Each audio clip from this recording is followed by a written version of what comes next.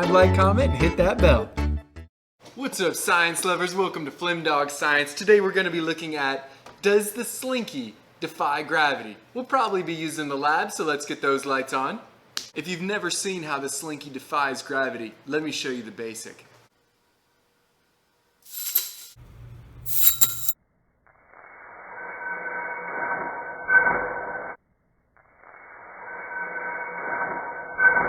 Did you see the bottom of that slinky? Floating in midair. Floating. So this bottom rung won't move until it gets out of equilibrium.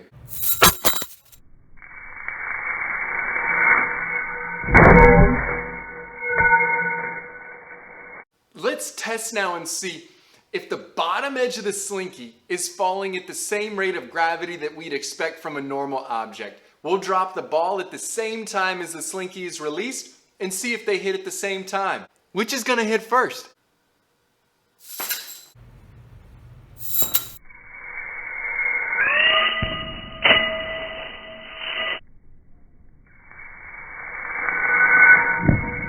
So what'd you see happen?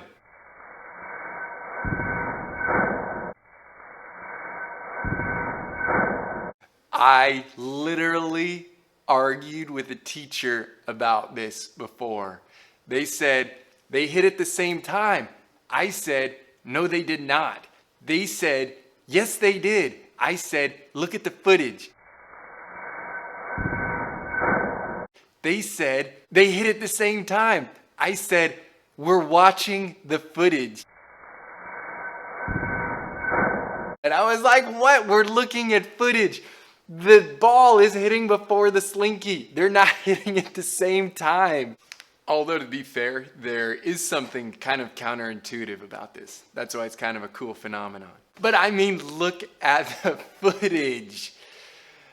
Now let's drop the ball equal at the top of the slinky and see which hits first.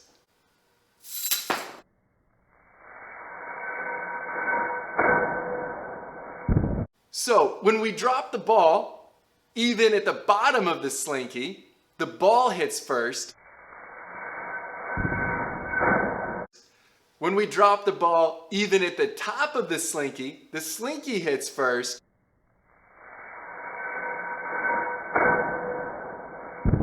Which means somewhere in this, they're going to hit at the same time. Let's do a little experiment to try to test out where that is. Let's see where the middle rung is on this thing. 1, 2, 3, 4, 5, 6, 7, 8. We got about 80 rungs on this. So that means 40 is our center point. Let's see where 40 is. This is the 41st rung, so just about right in the center. I'm going to mark it with some tape. There it is. The 41st rung, right in the middle. So look right in the middle? I think it looks right in the middle. Let's do a little experiment now. Now I'm going to put the ball right at the center, where the middle of the tape is. Let's see which hits first.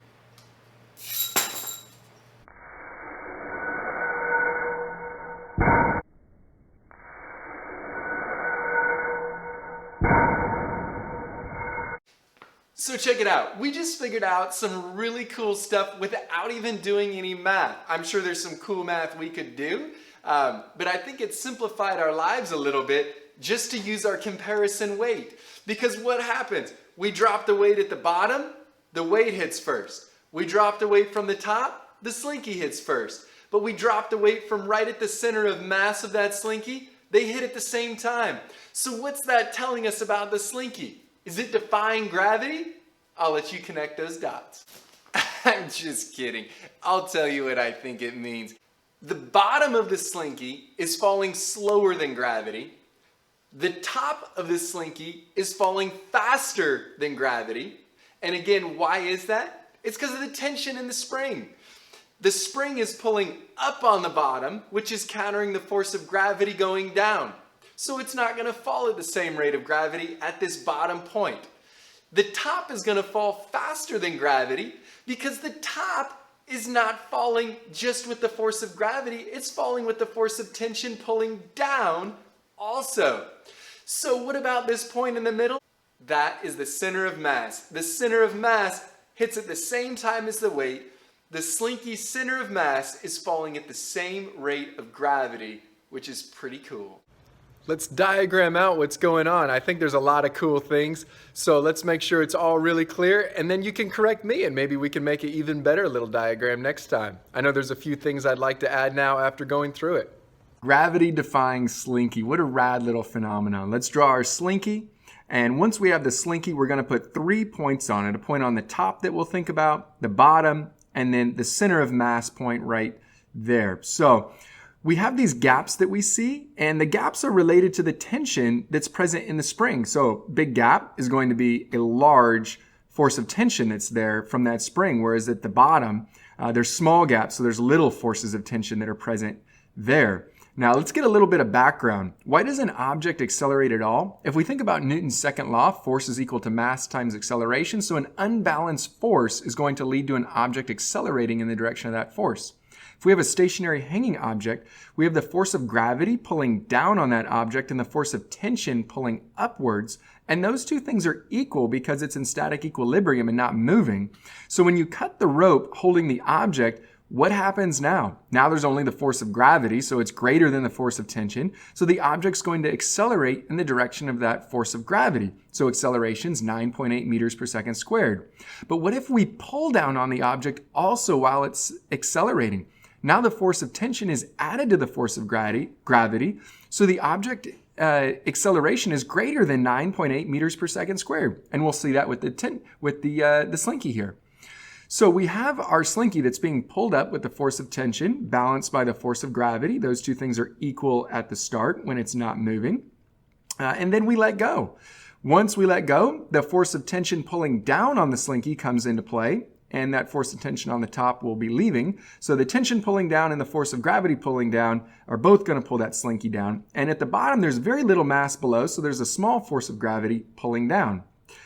The force of gravity is big because there's lots of mass pulling down at that very top point, where at the bottom the force of gravity is small because there's so little, and the force of tension is little because there's so little mass to be supported. And we see that with the small gap present in the spring that's there. This bottom point is going to remain stationary as long as the force of gravity is balanced. The force of gravity must be greater than the force of tension. So at the top, when we cross out the force of tension, when we let go, there's no more support force holding up the force of gravity, and the force of tension pulling the spring down that we see beside the force of gravity comes into play.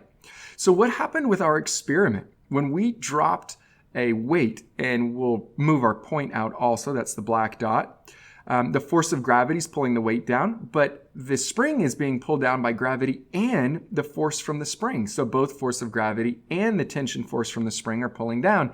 So the acceleration of the spring is greater than 9.8. It has two forces pulling down on it, gravity and the spring, whereas the weight is only being pulled down by gravity, so that's 9.8 meters per second, and it lost that race that we saw.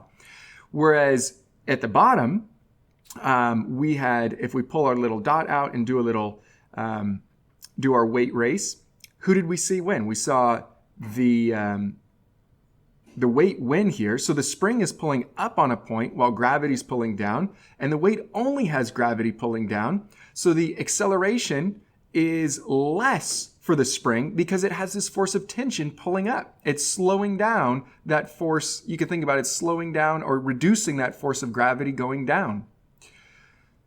Now, what about the center of mass? So this one I'll get started.